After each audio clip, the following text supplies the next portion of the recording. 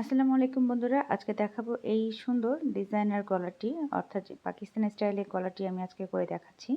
এখানে আমি জামার গলার ডিজাইনটাকে প্রথমে কাট করে নিচ্ছি, একটু ভি শেপের করে কাট করে নিচ্ছি, যেহেতু গলাটাতে আমি একটু কাপড় এক্সট্রা কাপড় পট্টি হিসেবে সেট করব। আর এখানে কিন্তু গলার চওড়াটা যেহেতু একটু বেশি আছে গলার পট্টিটার, সেই অনুযায়ী কিন্তু আমি পুটের পরিমাণে কাপড়টাকে কমিয়ে নিয়েছিলাম।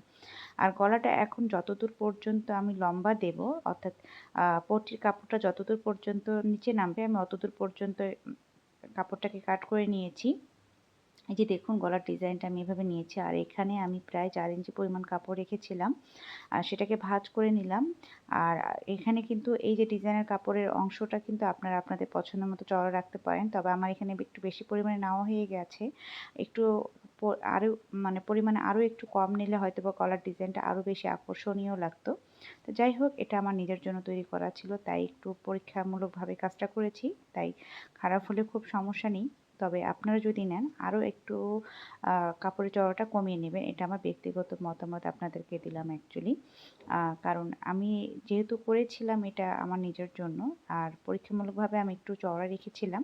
তবে আমার কাছে তৈরি করার পরে মনে হয়েছে যে এটা যদি চওড়ার পরিমাণটা আমি আরও একটু কমিয়ে দিতাম, তাহলে হয়তো বা ড্রেসটা দেখতে বা গলাটা দেখতে আরও বেশি আকর্ষণীয় লাগতো। এই যে লাস্ট পয়েন্টে এসে, যেখানে এসে আমার ডিজাইনের জন্য যে কাপড়টা নিচ্ছি বা পট্টিটা লাগাচ্ছি সেটা এসে স্টপ হবে, সেই পয়েন্টে এসে আমি সুন্দর করে এটাকে ডাবল করে সেলাই করে নিলাম, এবং ঠিক অপোজিট সাইডের কাপড়টাকেও আমি সেম মেজারমেন্টে এবং সেমভাবেই আমি নিচ থেকে সেলাইটা শুরু করছি। আর এখানেও কিন্তু আমি সুন্দর করে ডাবল স্টিচ দিয়ে নিচ্ছি, দিয়ে তারপর কিন্তু সেলাইটাকে স্টার্ট করছি। সেমভাবেই প্রথমবার যেভাবে আমি সেলাইটা করলাম ঠিক সেমভাবেই কিন্তু দ্বিতীয়বারের সেলাইটাও কমপ্লিট করতে হবে। আচ্ছা, আমি প্রত্যেকটা বিষয়ে কিন্তু ছোট ছোট ভিডিও রিলস আকারে ছোট ছোট ভিডিও করছি। যারা ছোট ভিডিও দেখতে পছন্দ করেন তাদের জন্য সেই রিলস ভিডিওগুলো কাজে আসবে আশা করি। আবার অনেক আপুরাই আছেন যারা ছোট ছোট ভিডিও দেখে বুঝতে চান না বা ভালো লাগে না তাদের কাছে, তাদের জন্য কিন্তু আমি সেম ভিডিওটাই একটু বড় আকারে বা লং ভিডিও আকারে বা 3 মিনিটস প্লাস হিসেবে আমি তৈরি করে আপলোড করি।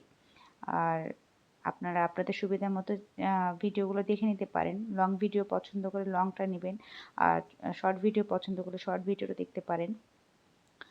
তবে আপনাদের কাছে একটাই অনুরোধ থাকবে, যে ভিডিওই আপনারা দেখেন না কেন পুরো ভিডিওটা একটু মনোযোগ সহকারে দেখবেন, তারপর কিন্তু মন্তব্য করবেন। কারণ ইদানিং ম্যাক্সিমাম ভিডিওগুলোতেই কিন্তু আমার ভিডিওগুলোতে এই ধরনের কিছু মন্তব্য আসে, যারা পুরো ভিডিওটা মনোযোগ সহকারে দেখেন না, অথচ একটা হুটহাট করে মন্তব্য করে চলে যান।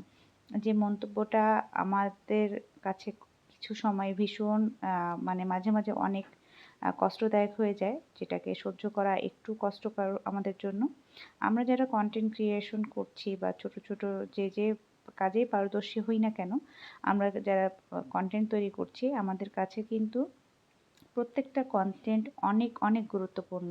আর এই কন্টেন্টগুলো তৈরি করতে আমাদের কিন্তু প্রচুর প্রচুর পরিমাণে পরিশ্রম করতে হয়, সময় দিতে হয়, যেটা আমাদের নিত্যদিনের সংসারের কাজের পাশাপাশি আমরা কিন্তু করে থাকি। হ্যাঁ, এটা কিন্তু আমাদের ফুল টাইম জব নয়, এটা আমরা শখের বশে করছি, এবং শখ থেকে এখন এটা নেশাতে পরিণত হয়ে গেছে বলতে পারেন, যেটা থেকে আমরা এখন একটা আর্নিং সোর্স হিসেবে আমরা একটা মানে আর্নিংয়ের একটি জায়গা তৈরি করে নিয়েছি। তাই আমাদের পাশেই থাকবেন। আমরা যতটুকু আমাদের মধ্যে যতটুকু বিষয় জানা আছে সেই জিনিসগুলো আপনাদের সাথে শেয়ার করছি। আপনাদের যারা এই বিষয়গুলো শিখতে আগ্রহী আছেন তাদের জন্য কাজ করে যাচ্ছি।